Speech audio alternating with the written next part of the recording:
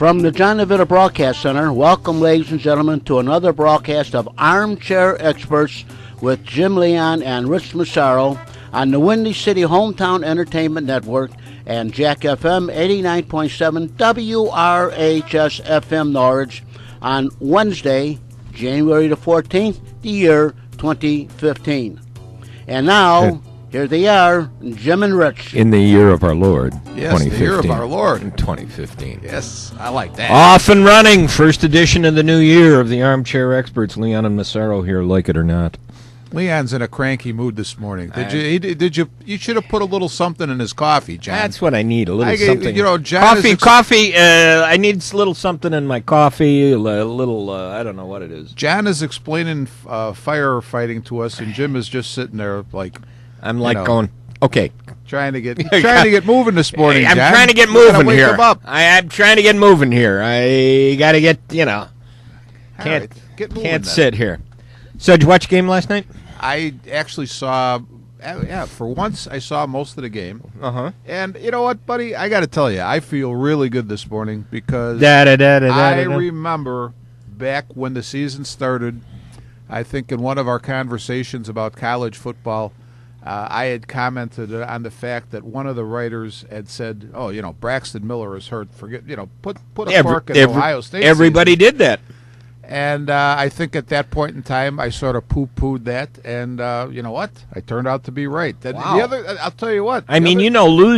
Lose two quarterbacks and win the national championship. Interesting. I'll tell you what though. The other thing is, and I have nothing against the SEC. It's a great conference, but don't play up one conference over the others because obviously the Pac-12 and the Big Ten were represented in the championship game last night, and those are excellent, excellent football conferences.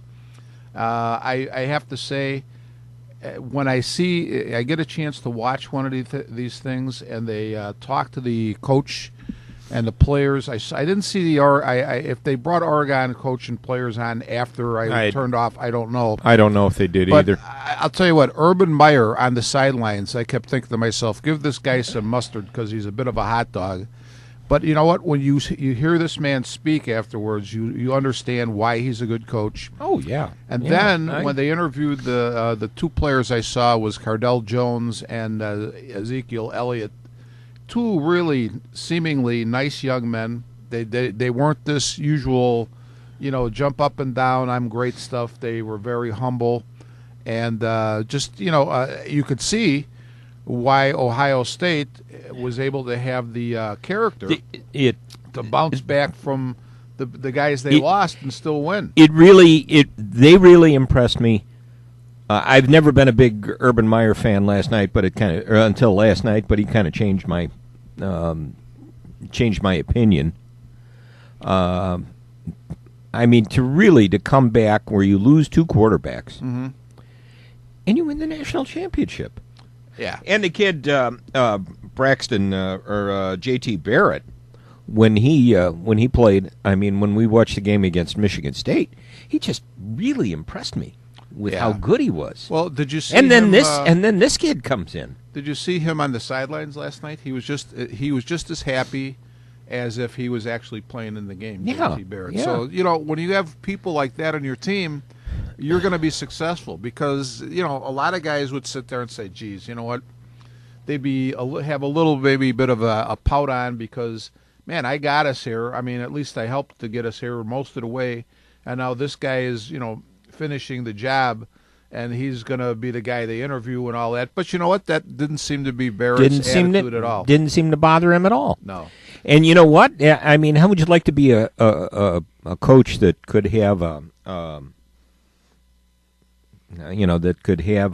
issue next year, a quarterback issue, trying to decide between J.T. Barrett and Cardale Jones? Yeah, you know what?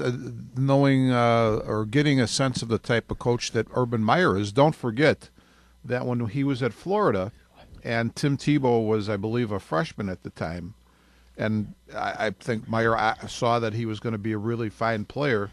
The senior that was involved in the quarterback situation was the main player, probably played I don't know. I don't watch that many Florida football games, but the ones I saw, he was the main guy.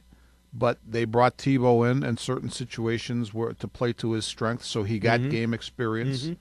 And I wouldn't be surprised to see Meyer be able to handle that situation pretty well. Yeah, and especially if you get if Braxton Miller is a grad student, but if he decides to come back. Yeah, I mean that's wow. an interesting thing. The other thing, you got a team that peaked a year earlier than even its head coach thought. I have to say this though, I hate is the word I have to use. The announcers are talking about at the end of last night's game when it was apparent that Ohio State was going to be the winner.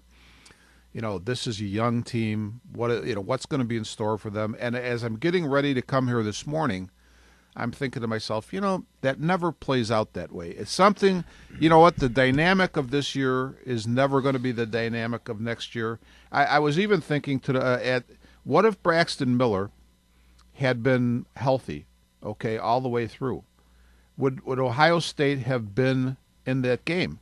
Not because Braxton Miller would have done anything bad or been less of a player than the two guys that replaced him, but you don't know how everything would play out with a different guy there. You don't. So it's that's I think that's why people love sports. They're interested in sports because all of these dynamics, when you start to think about them, are very interesting. The one other thing I wanted to say about the game, Jim, is I read the column by I believe Steve Greenberg in the Times yesterday about the story. Right. And he was saying, the big danger for Ohio State was, that Oregon was going to run off 100 plays and have Ohio State's defense, their tongues hanging out. And I found it to be really interesting that as I watched the game play out, just the opposite thing happened. Yeah, it really did. Yeah. It really did. I mean, I think there was the one play, there was the one series where it was after a turnover and Oregon scored real quick. Yeah, it was when it was the interception when it bounced off when it bounced off the kid's hands. Yeah. And Oregon turned around and scored real quick. And I thought, oh, here it goes now. And it never happened. No. You know what, though? I go back to what I've always said. I think the most important guys on a football field are the offensive linemen. And, Elliott and Jones definitely. Spoken like an old offensive lineman. Definitely. But I say this. Elliott and Jones, of course, they're the ones whose stats show. But you know what? Ohio State's offensive line dominated a really good Oregon defensive line, and that was the name of the game. That is the name of the game right there. Mm-hmm. I didn't ever catch the time of possession numbers, but I would imagine that they're pretty significantly in Ohio State's favor. I would think they would be, and I'm just trying to glance here quickly through the Times to see if anything is in here about it. Yeah. And I don't see anything. But I'll tell you what, I thoroughly enjoyed the game. I have to say, we're talking all about Ohio State because they're the Midwest team, they're the Big Ten team, but Oregon, definitely a fine team. I think they got put into a position by Ohio State that they had not been in at all previous to this season. And sometimes it's really hard to adapt. I mean, I don't think their defense was accustomed to being on the field as much and just having being beat on with that running game as much. Yeah. I'm just trying to I'm just actually looking at the stats last night, and I don't see time of possession. Yeah, I think that would be a really interesting stat to take a look at. I know that Elliott probably ended up with I want to guess 240 or 250 yards. 246. Okay. 246 on the ground. And the one thing that I looked at before you got here. And 4 touchdowns. So. 4 touchdowns. I got a chance just to peek at the paper, and I saw one of the side stories on the game was Cardale Jones, apparently is a third-year sophomore. I mean, so he's been in school 3 years, but only a sophomore. Yeah. And they're talking about would he possibly go pro? And I'm like, You know what? Oh, That would be a heck of a stretch, to pick him as on a professional team. Yeah. I think he did really well. I don't know that he's pro-like yet, but hey, you know what? I wouldn't. You never know, but I don't think so. Yeah, of all these, this was actually today. Steve Greenberg had an item about all the superlatives spoken about Ohio State quarterback Cardale Jones since he stepped in cold off the bench and helped save the Buckeye season. NFL ready hasn't been heard much of all. Is he possibly ready to turn pro after starting all of 3 games? I think it'd be foolish. I sort of doubt that. Do you think Marcus Mariota is worthy of a number 1 pick? You know what? I'll first say this. First pick in the draft. I hesitate anytime they talk about a quarterback like that. And I know you'll bucket this, but I looked at Marcus Mariota. I mean, and I looked at his size, and I looked at what he does, and I thought of Johnny Manziel. Yeah. Not that they're the same person. And Mariota is supposed to be a very fine person, but I have to say this: as opposed to a jerk. When I started to watch some of his throws, and this was maybe after he got bounced on his arm a little bit, so maybe he was hurting a little bit. But really at the end, when he was under pressure, his throws were not really all that great. No, I think if I can't picture him being taken as the first. No, I don't think he's, again, a great player, a great college player, maybe a really good pro player, but I don't see him as being, say, for a young quarterback, maybe being in the Andrew Luck category. No, I don't think so. Do you think Jameis Winston is one of those, since he's going to come out in the draft too? I don't, you know what, I'll tell you what, when they talk about a quarterback as a game manager, that's usually a put down. That's usually supposed to be sort of a put down. But what I would look for as in a pro quarterback is a game manager. Somebody, yes, who can they throw, but when I mean game manager, when the throws aren't there, when you have to do other things, when you need to run the offense smoothly without depending on the throw, when you need to be the leader in the huddle to bring things together and get the guys together in tough circumstances.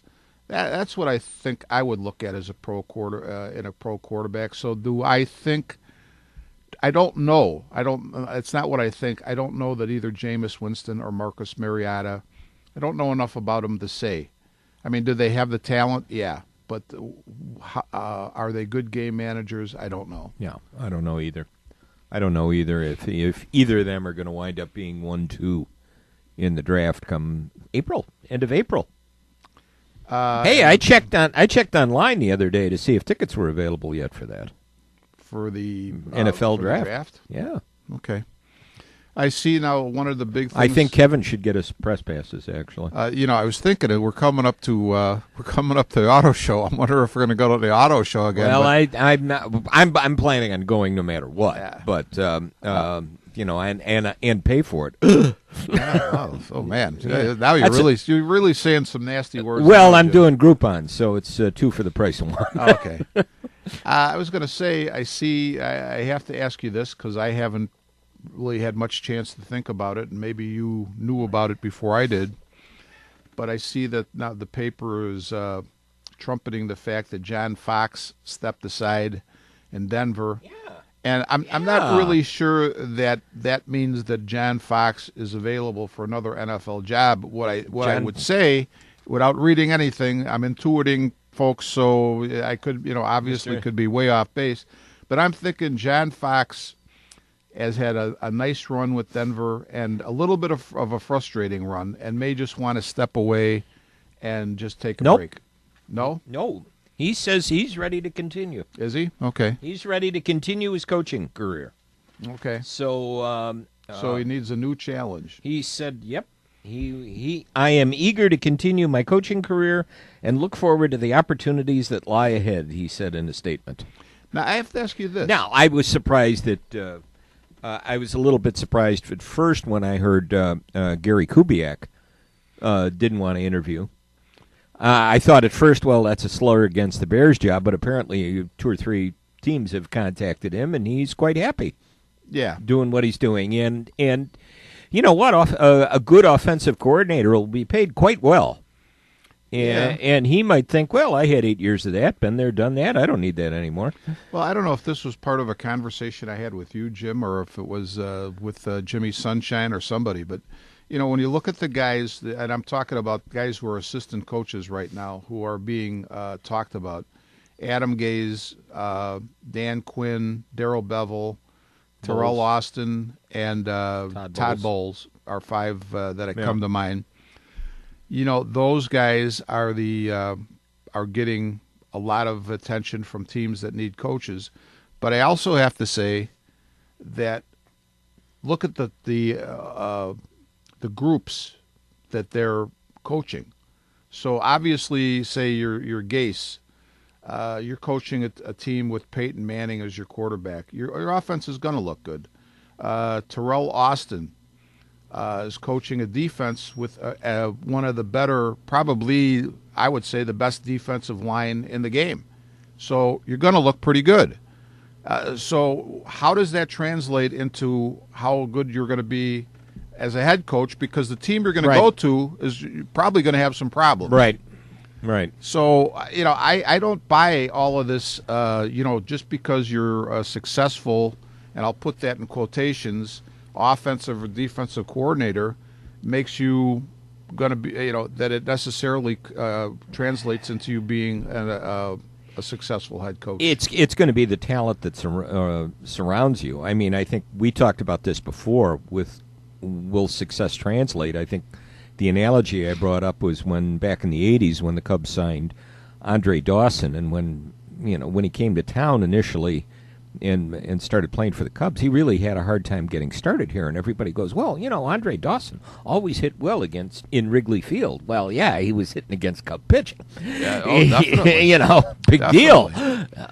Now he's got to hit against everyone else there. But, I mean, obviously he turned around, won an MVP here.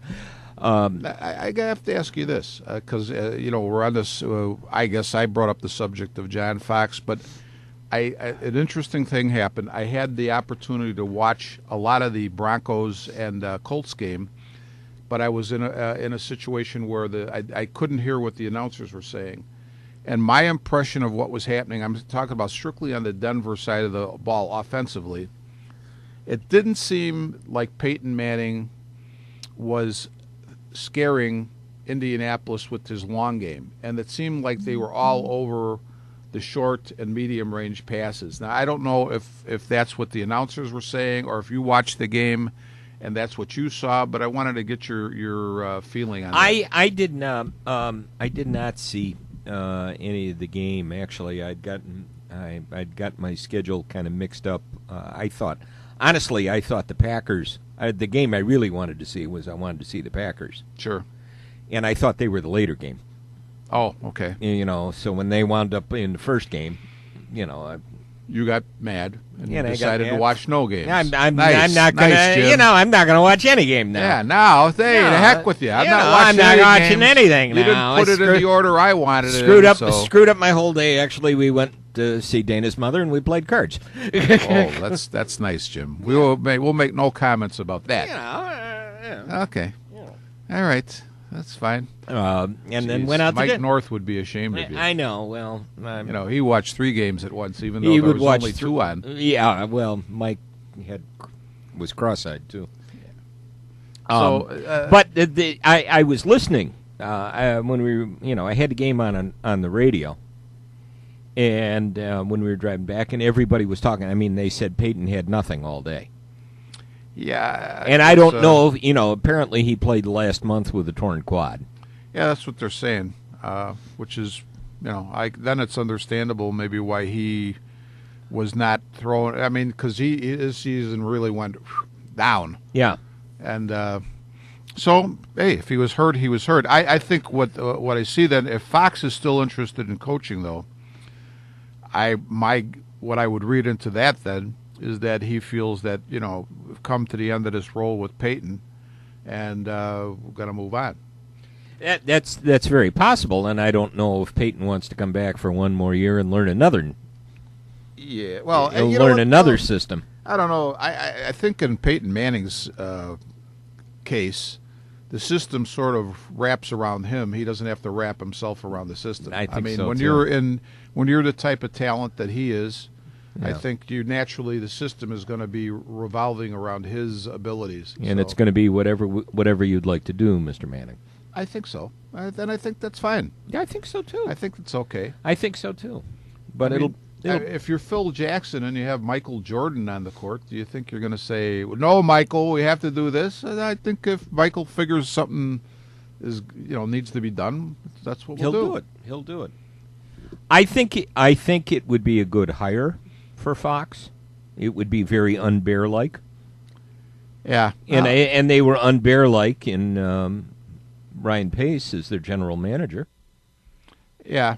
I just by the way, I have to say to you, we've been having this ongoing discussion about Mike Shanahan Plastic being face? a candidate. Plastic face?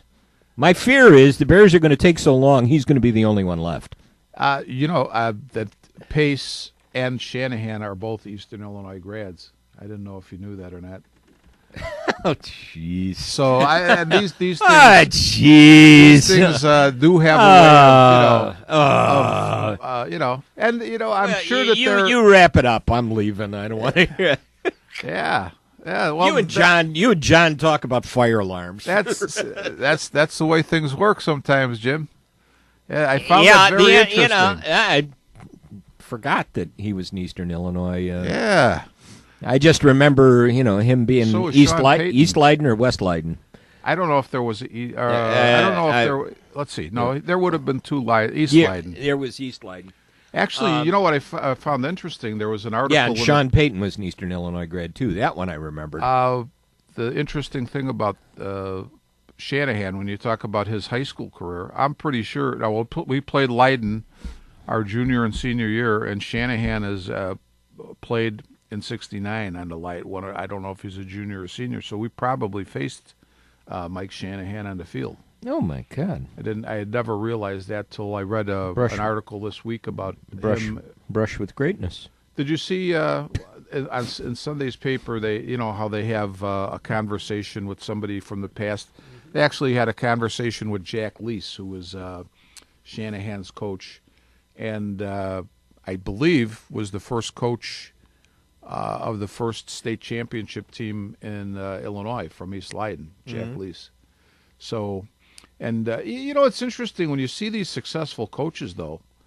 The coaching tree that they come from, sometimes all the way from high school on, is interesting. You get a guy like Shanahan who coached for a guy like Lease. I at least told a story about when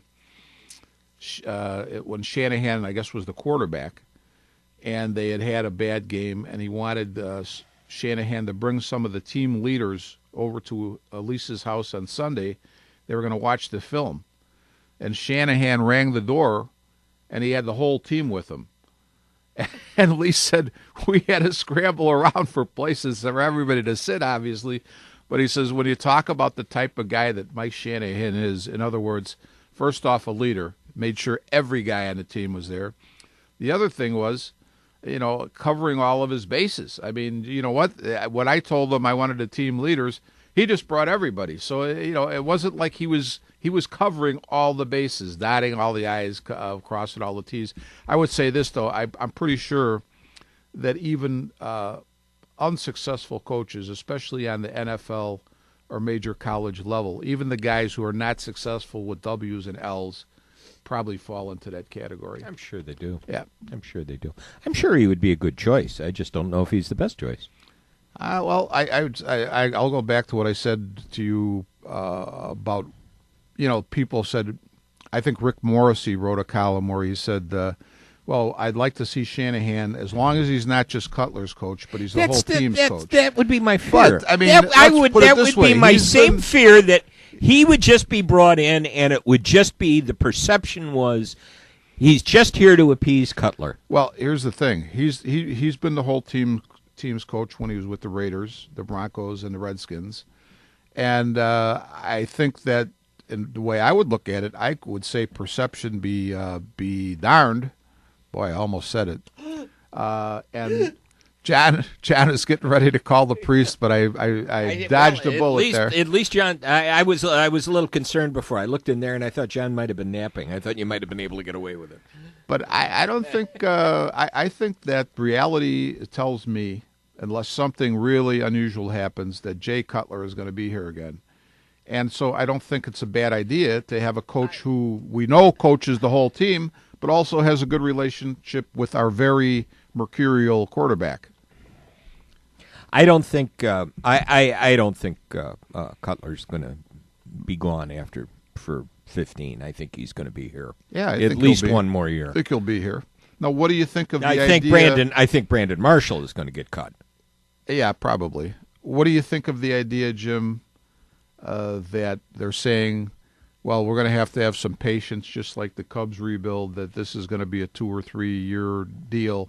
Do you feel that it should be a 2 or 3 year deal, or do you think we should be trying to win again next year? Ideally, I think there is so much wrong. It's going to be a 2 to 3 year process, but things can fall into place. You get a good signing. You have you hit a home run on the draft. You know what though? I think you might get a little addition by subtraction. I'm beginning to get a whole different perspective of all of the rumors of and you know, over the years since Brandon Marshall's been brought in, there's always been some hints that their relationship's not always, Cutler and Marshall isn't always smooth. And I think this year it may have deteriorated into way less than smooth. And I'm not saying that that's a reason to keep Cutler and get rid of Marshall, but I think that Brandon Marshall has showed his stripes in now. This is his third stop in the pros. Every place he does it. And he's had problems in all 3 places he's been, no matter who he's been with.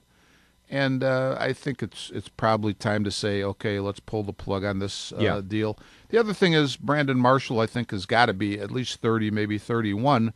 So I think you're in an area there where a guy that plays his position, you also could legitimately be looking at when do his skills start to really sort of diminish to the point where he's not the Brandon Marshall you originally had gotten. Yeah. Yeah, and you know, the question would be now, if you tried to trade him, what would you get? I don't know that I don't even know if is he tradable? I wouldn't even be thinking about trading him. No. I just say cut your losses, get rid of them.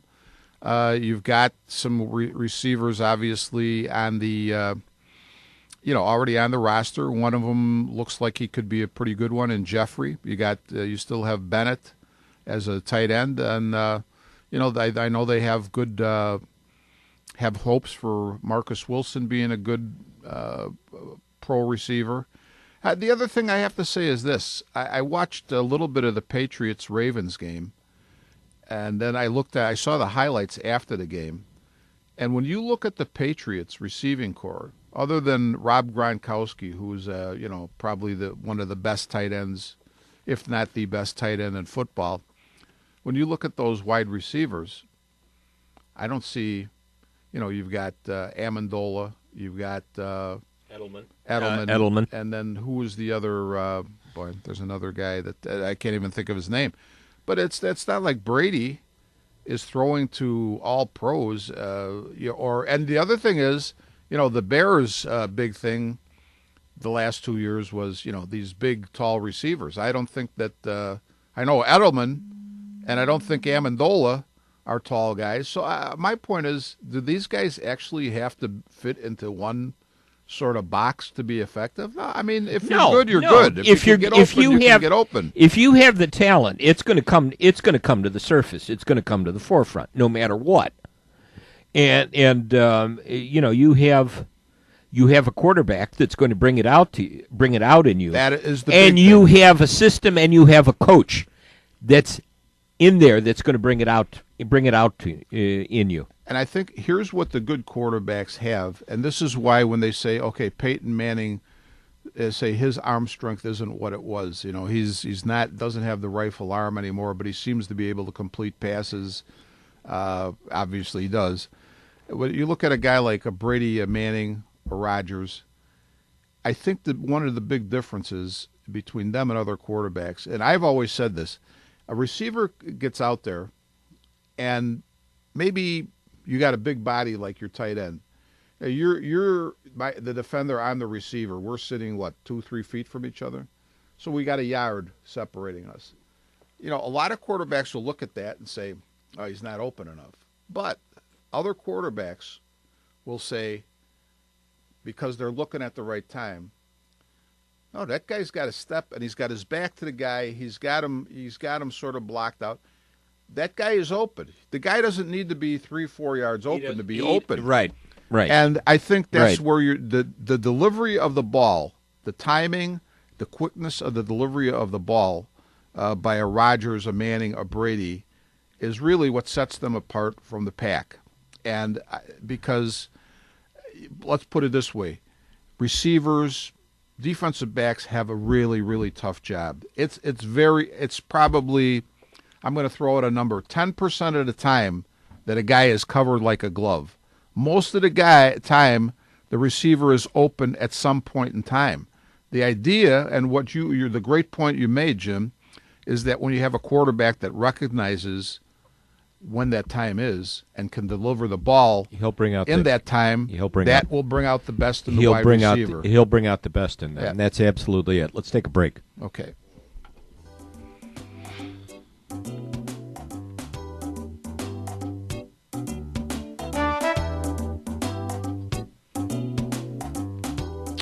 You are listening to Armchair Experts from the John DeVita Broadcast Center on Jack FM 89.7, WRHS FM Norwich, and the Windy City Hometown Entertainment Network on January the 14th, Wednesday, with Jim Leon and Rich Massaro. And you are tuned to Jack FM 89.7, WRHS FM Norwich, Illinois. And now, back to Jim Leon and Rich Massaro. In the year of our Lord, 2015. Don't make me come in there and hurt you if you don't do that right. You know what, John? Don't make me come in there, John. Don't make me come in there. John, you made me listen because you said Wednesday, and I'm like, wait a minute. What is John? John is woken up on Wednesday and it's Tuesday, but I'm forgetting that we're going to be heard on Wednesday. That's right. That's right. Now who's asleep? I guess it's you. You didn't have any coffee? Did you have coffee this morning? No, I haven't had any coffee. I stopped at Fanny and Schmoes and had a piece of marble pound cake. Ooh, they've got excellent. I think I'm going to have to. I didn't have breakfast, and I may have to go over there and get a cup of coffee in that. You know what I before I get out for the day. I keep asking them, how do you take? Now I got to the I'll call it the crust part. You know, the back part of the pound cake. Yeah. And it was moist and soft. And there's other dishes that they make that I'm thinking, at the end of it or part of it, like they'll make the brownies. Yeah. And I look at the brownies, and they look like they're going to be hard, especially and that center part. They're soft as and they're can be, and the whole thing is soft. Yeah. And including the part that actually looks hard.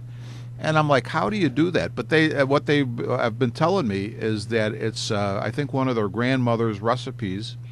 And that it's usually using a lot of natural butter, and it's not sugar and stuff; it's butter. Now I'm butter. Now I'm going to have to softer. Now I'm going to have to go over there for breakfast. Now you should. Yeah. I didn't have breakfast this morning, so. Yeah, you keep saying that. Is that why you were in such a bad mood this morning? I got up. Breakfast is the most important meal of the day. Why, I've been missing that for a long time. Wow, I didn't have a bowl of oatmeal this morning, and now you're talking about pound cake, and I got to go over there. Now you're going to go from a healthy bowl of oatmeal I'm going to go from cake. Thanks, John. I'm going to go from a bowl of. I'm going to go from a bowl of oatmeal to a piece of pound cake, and that sounds really good. Yes, I know we mentioned this fairly often, but you just were giving John the business a little bit about not mentioning the year of our Lord, 2015. I almost said 2014. I know. I'm still having a problem with that. But I have to tell you, I was talking with John one day, and it's amazing. I still, I'm used to being in this place now, the studio. But I remember the first time laying eyes on it, and just what a fantastic job John has done with it, and the equipment he's got, and the investment he has in it. And I just feel really privileged to be able to, able to use it once every couple weeks. It's really a nice thing. It is, and for all that John does for us, and for all he does for the school. Oh, definitely. The work he does on the radio station, the work he does for the basketball games and the TV. You're amazing, John. You know what? You're amazing. Jim, as you're saying, and you're talking about the school too, and I don't know if John would agree with this, but it seems that I don't know how long he's been with the school, but I know it's been a while now. But the nice thing is, it seems like as he goes on, instead of being less appreciated, I think he's become more appreciated, which is really, and John is just 3 years. 3 years, John. Okay. Says. But I think as people have started to see what he's done and the things that he's helped provide for the school and to enhance, the school's story, if you want to say it this way, get out there. Yeah. I think he's becoming more and more appreciated. Well, I think back to when you and I started doing the basketball, and that's 5 years. This is our 5th season. 5th, yeah. Wow. Yeah. Seems like only yesterday. Yeah. Jeez. Yeah, it was. Yeah, we were talking. We had Mickey White was actually the play-by-play guy. Yeah. You were the color guy, and I you was were doing pre and post game and halftime. You were just being the wacky sidekick. Yeah, which is pretty much my the forte. The wacky old sidekick. And I still say, if any, if you're listening at Ridgewood today, if anybody wants to step up and come in and do a little play-by-play, Rich and I would be happy to become the wacky old sidekicks. Yeah, for you, what the heck? Wacky and old are something we really do well. Jim, I think back to that first year, and I don't know, it's just the way my mind is. I thought that Mickey would go on with this maybe the next year, but then, I'm thinking, wait a minute, Mickey was in Columbia, Missouri, going to school at U of M. Yeah. And I think he's a journalism guy, and he was just doing that because it was maybe something he could put on his resume or whatever. But we missed Mick, and he was just he had.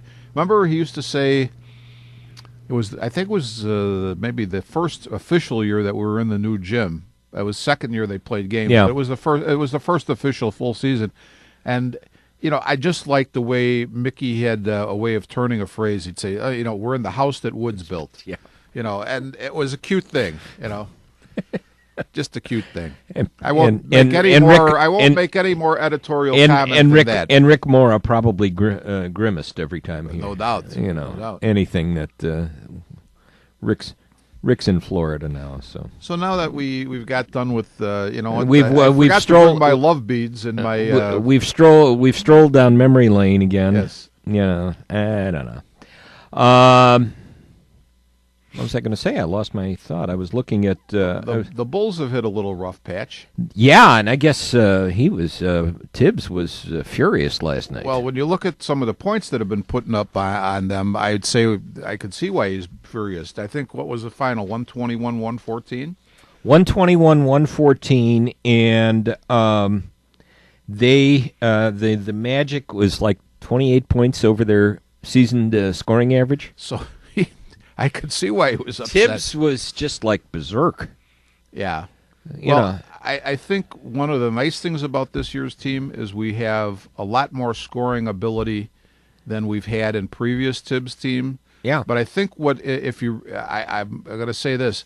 If you talk to Tibbs and at a heart-to-heart, I think what really burns him is that if he has any inkling that the team thinks that they can just win games by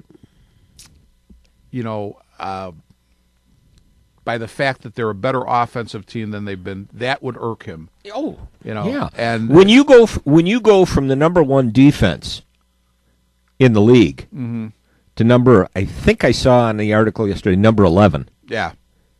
That's and Tibbs being the defensive savant, right, that he is, that would send him up the wall. And I was thinking about this morning, Jim, before the show, and I don't think there's any reason. It's not like okay, when we had Kyle Korver, a well-known three-point shooter, I think the jury was out on the rest of his game, maybe especially defensively. Kyle Korver moved on. We got Marco Bellinelli. You could probably say the same thing about him.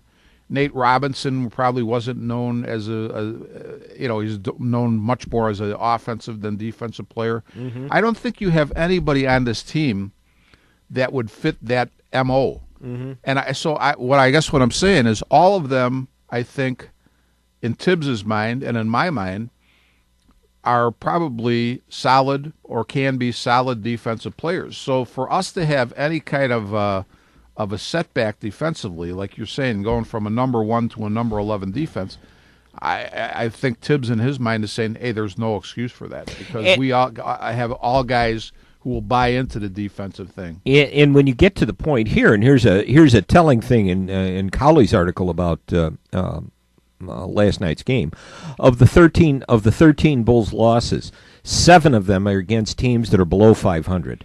Well, that would bother you. And 5 have come at home at the United Center. Well, yeah. Now, I was saying that though. I think what people should keep in mind though. Is I noticed, now last night I think he played, but the previous night Derrick Rose sat out again with knee soreness, or the previous game, I guess. I don't think Joakim... John is not a Derrick Rose fan. I know. As soon as you said Derrick Rose, I know that Joakim Noah is playing... He's playing hurt. So, and he played 31 minutes last night, too. So those are some key defensive guys that maybe are not able to... perform to the standard that you would normally have them perform to. I know last night, Joakim was in the game, but the big guy from Orlando tore it up last night. Oladipo? I turned the game off. Oladipo had 33 of Vucevic. Vucevic. He also had 33. Yeah, he had 30-some points, and he had double-digit rebounds. 33 and 11. Yeah. And Oladipo had 33. I was looking for his assist. No, he only had 2 assists. Yeah. So we, I'm thinking that Noah is probably not totally healthy, and against some teams, that's probably not as big a deal as others. But obviously, Orlando's got a man who can possibly take advantage of that, and maybe last night he did. Mm-hmm. Although I did listen to a little bit of the broadcast, and I know that Swirsky had said that Vucevic has had, I want to say, 20. It's been in double digits that he's had double games. So he's had a really good year going anyway, and that would be. So that's not an unusual game for him, at least this season. Okay. What's going on with the? I see that another interesting thing I saw as I looked through the paper real quick is that the Sox signed Viciedo to a 1-year, $4.4 million contract. Mm-hmm. Which that doesn't mean that they couldn't trade him obviously before spring training or during spring training or later in the year. But as of right now, he's still on the team. Now, I guess the interesting thing is I didn't get a chance to read the article, and nobody is getting a chance to surmise on what his role would actually be. Because as of right now, I don't think he's going to play a defensive position.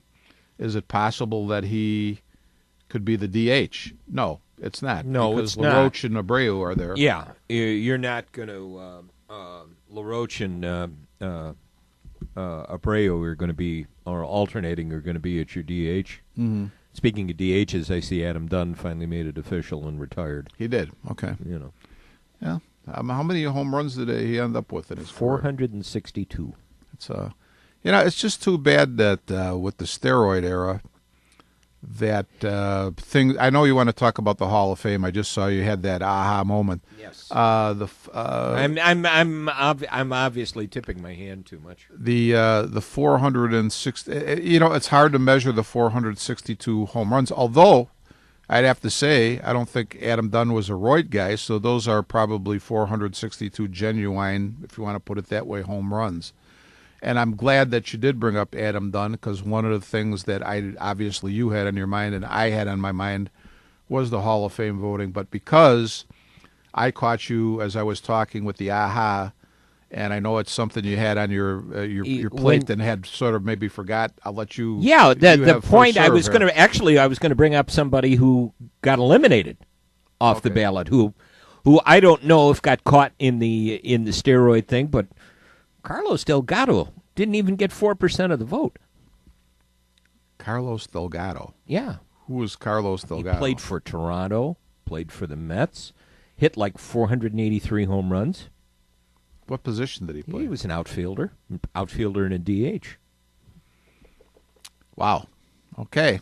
Well, Carlos, wow. If you can fly under my radar and hit 480 some home runs, you're really flying under the radar. And I mean, that was one of those people when I looked at and I thought, wow. I said he gets eliminated from the ballot, and I see somebody cast a vote for Darren Erstad. Wow. Darren Erstad. I didn't know he was even eligible yet. Well, he's was just with the Sox. Yeah, he's not anymore. But okay. Yeah. I was gonna. You had brought up. Well, let me ask you this: what do you think of the 4 inductees? I think they were very good. Yeah, I think they were very good. I think this is one time. This is one time they got it right, and it was interesting too because I heard an interesting discussion over the weekend with the president of the Hall of Fame on the radio. Mm-hmm. And they brought up the issue of, obviously they got into the issue of the voting. They got it right. Mm-hmm. They felt that it was a good class. There's been all the discussion about, who deserves to get in the Hall of Fame, who doesn't deserve to get in the Hall of Fame. Probably the big issue is the Veterans Committee and their inability to seemingly agree on anybody. But there was one thing that was brought up. Nobody's as good as Joe Morgan. Nobody's as good. Just ask him. Yeah. Just ask him. One thing that was brought up, and they got to it, and actually the guy who was doing the interview was Barry Rosner, who is a member of the Baseball Writers Association, cast his own ballot for the Hall of Fame. Rule 5 on the list of. You in a hurry? Got a hot? What? No. I was looking. Okay. It's 9:30. Are you in a hurry? No, I'm not. No, fine. Go ahead. He brought up the issue of Rule 5 on the rules when you cast your vote. States that a player should be considered for the Hall of Fame on the ballot. The voting should be taken into account their career, but they also brought up their integrity and their conduct. Okay. Now, when that rule was put into place, obviously the thought was their integrity and their conduct in the game of baseball. Yeah. He said, the writer says, obviously now everybody, or the president said, obviously now everybody can interpret that in their own way. They'll say, well, True. Okay, their integrity was questioned if they used steroids. And therefore, that's it. We're not going to vote for him. Usually don't get a chance to read the Sunday sometimes, but I did this week. And Dan McGrath, who's pretty insightful, thoughtful writer, had a good column about this. And he said, you know what? When are we going to start to address this whole issue of steroids in relation to the Hall of Fame vote? Because you're now talking about, okay, and this is not McGrath's words, but I had mentioned to you, I think there's a good argument to say that 2 guys who are really being not ignored but not getting much support, so Sammy Sosa and Mark McGwire, I could probably Sosa barely stayed on the ballot. Yeah, I could probably make as decent a case as anybody could make for those 2 guys being 2 of the 4 most important guys in the history of baseball. I agree. And save the game. Save the game, or that's the perception. And I just think, though, I'm not a Barry Bonds fan, but I've said this from the first time he was on the ballot. He is still regardless of how you want to paint him, his stats say he's the all-time home run leader. How could that man, how could Sosa, McGuire, how could Roger Clemens, who's well over 300 wins, how can those guys not be? I mean, put it this way, if you didn't have the steroid thing, and I understand, I don't like that any better than anybody else because it puts a real huge question mark on what happened. But how can it say if those stats were there with no steroids? Let's say that Barry Bonds would have hit 100 less home runs, so he would have had 600 and some home runs. He'd be a Hall of Famer then, right? I mean, he'd still be a Hall of Famer. No question. If Roger Clemens had 50 less wins, so he had 290 some wins instead of 340 some or whatever he's got, is he any less of a Hall of Famer? I just think they have to come to terms with this. And these guys, yes, did something happen that we don't like, or we have a perception that it changed the game, skewed the stats? Yeah, there's always that in their mind. But the stats are there. They're in the record book. Those stats are not going to be eliminated because, as Bill Veeck would have said with the midget Eddie Goodell when they wanted to take him out of the record book, you screw up the whole history of the game. The history of the game once you do one thing do one thing like that. So I think they have to come to terms with this. They have to deal with it, and they have to get it right. And I think the right thing to do, even though a lot of them want to hold their nose about it, is to get these guys in the Hall. Now, I would say this. When we talked after the last basketball game we did, because I had done a little thinking about this, I said, you know what? Everybody is mad because the stats are skewed because of steroids. But my contention would be this.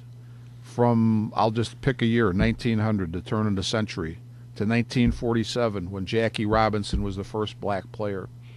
Are the statistics not skewed in that era? And you're perfectly, they definitely are. And you're perfectly right in saying that.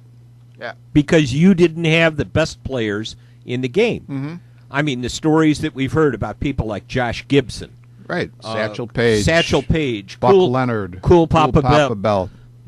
Double duty Radcliffe. Yeah. I got a chance to meet him once at a Sox game. I heard he used to attend quite a bit. Yeah, all of a sudden I realized I'm sitting across the aisle from him. No, and I don't think there's what a nice gentleman too. I don't think that there's any question that those guys would have been good major leaguers. I mean, not good. Probably a lot of them would have been great major leaguers. And then there was other. I know that when they talk about Josh Gibson, they also talk about the next guy that they talk about who had big power as well was Mule Suttles, and he probably would have been. I mean, there's okay, and that's a name you don't hear much about when you talk about the history of the Negro Leagues, right? And the whole point, going back to the original discussion, is okay. Say, who knows initially if those guys would have been able to play. That would have changed the stats. Who knows? Maybe Josh Gibson would have been the all-time home run leader, and Babe Ruth wouldn't. Or maybe if Satchel Paige was throwing against Joe DiMaggio, maybe DiMaggio would have had 5 less homers than he had. Who knows? I mean, you don't know. I mean, but it would have affected the statistics in some way, obviously. And so I think that this whole angst over things being skewed is sort of stupid. I think the other issue too is I have to wonder at some point in time. You know, this has always been the voting has always been for the baseball writers. Mm-hmm. Well, what about the broadcast media? Yeah. What about the broadcast media? Yeah. Why don't they have a vote? Why don't they have a vote for the guys who see them every day too? Mm-hmm. You know, you suddenly have the baseball writers who suddenly are the judge and jury of what is right and what isn't right. And you know, I know enough. I've been in enough press boxes and know, well, if it's free, it's good. Yeah, you know, that's the theory. It was interesting when you say that with the sportscasters. I just got done reading that Al Michaels autobiography, And when he was the Cincinnati Reds play-by-play guy on radio for a couple of Yeah. years in the 70s, Yeah. and got to be good friends with Pete Rose. And his comments about Rose in the book were to the effect that Rose was probably the smartest in terms of thinking the game player that he had ever run into. He was given an example. It was in the World Series. I don't remember who against, but Rose got a base hit, and and Michaels.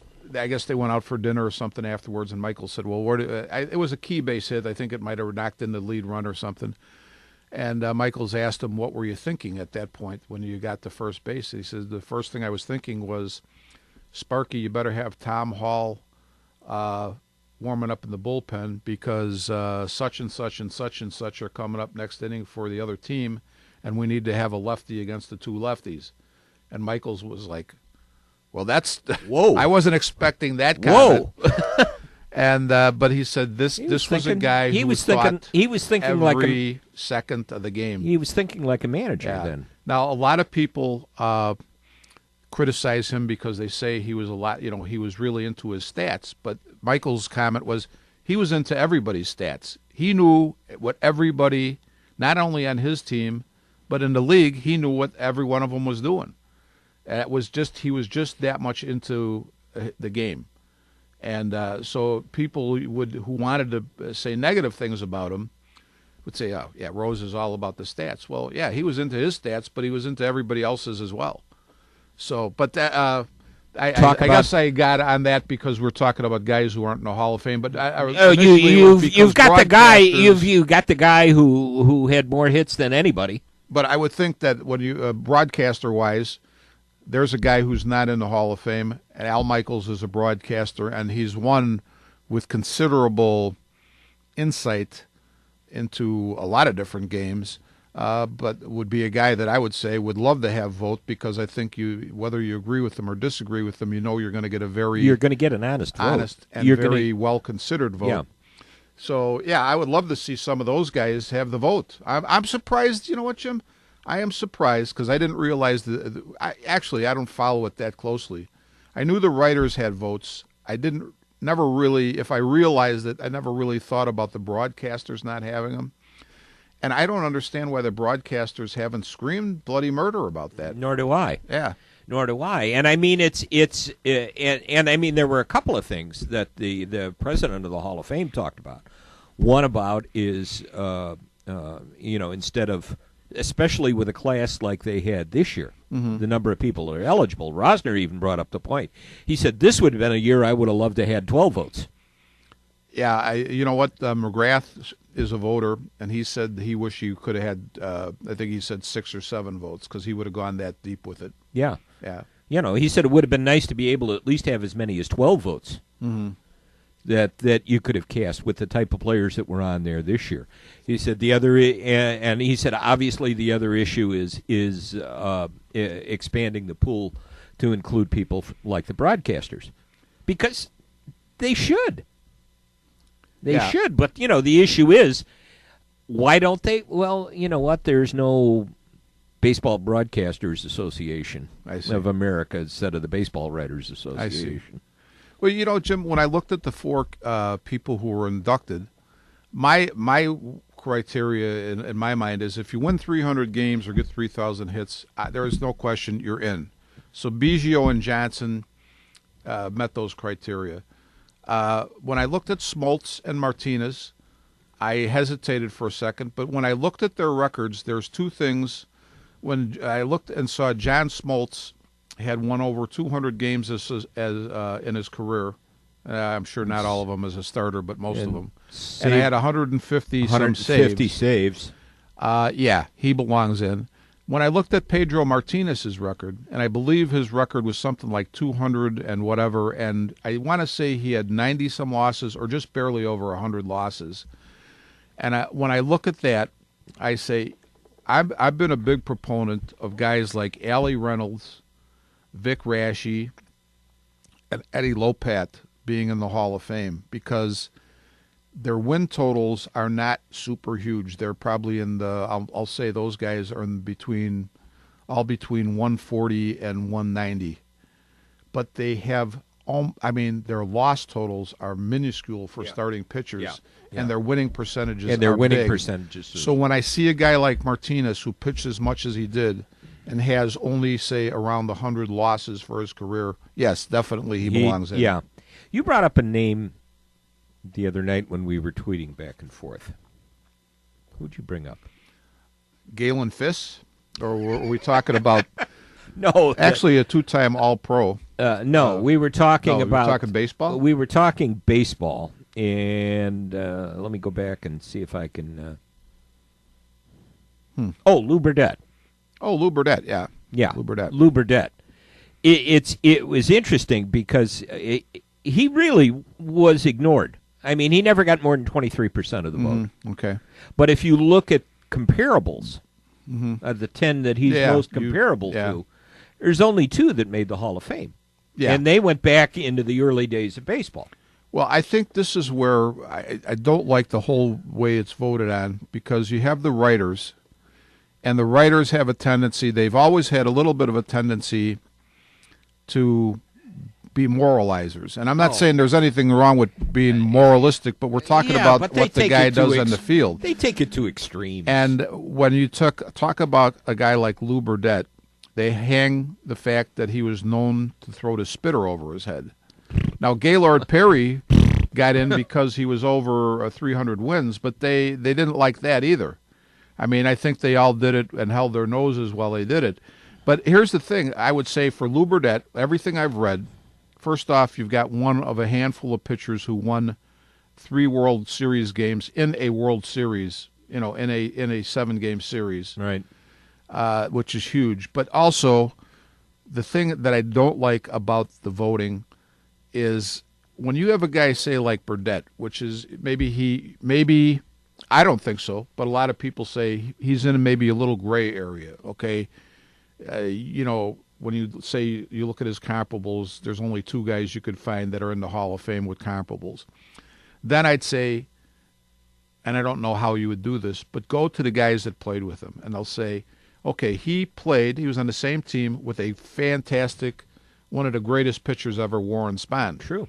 But his teammates would tell you, yeah, do you want the ball in Warren Spahn's hands in a game for a big game? Of course.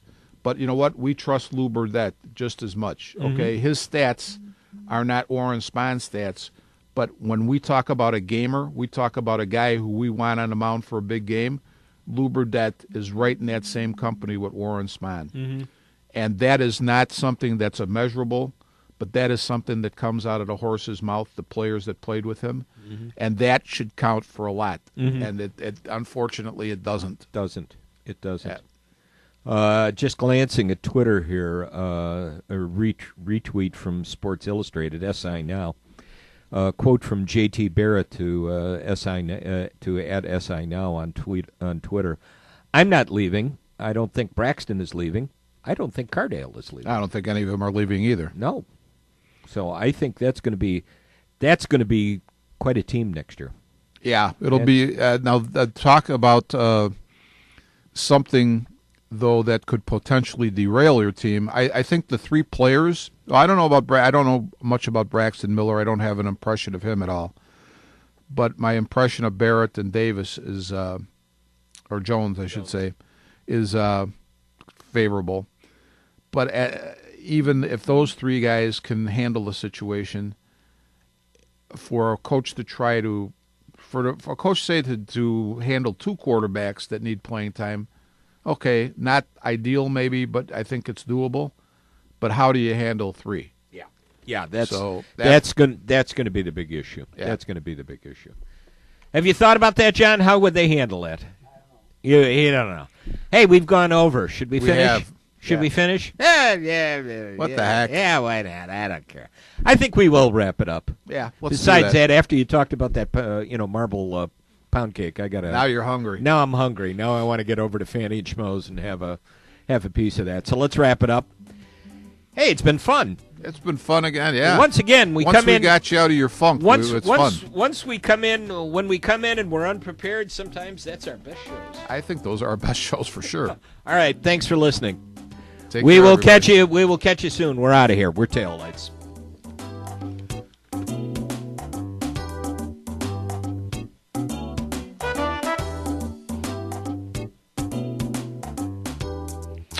You have been listening to Armchair Experts from the John DeVita Broadcast Center on Wednesday, January the 14th, the year of our Lord, 2015. And you're listening to Jack FM 89.7, WRHS FM Norwich, and the Windy City Hometown Entertainment Network with the WRHS sports announcers, Jim Leon and Rich Massaro. This broadcast was directed by John DeVita, and our audio engineer is James Rohde, radio station manager Kevin Zefalik, and the executive producer of Windy City Hometown Entertainment Network is Mr. John Seconda. This broadcast was pre-recorded on Tuesday, January the 13th, the year of our Lord, 2015. Until next time, be safe, and thanks for listening.